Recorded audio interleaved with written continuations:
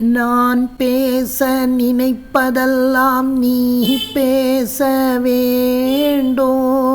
நாளோடும் பொழுதோடும் உறவாட வேண்டும், உறவாட வேண்டும்.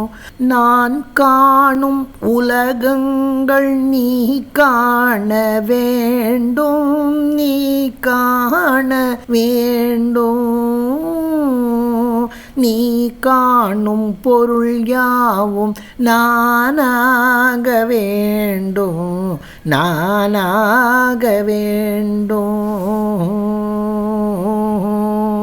ஏங்க அது மட்டும் நடக்காது.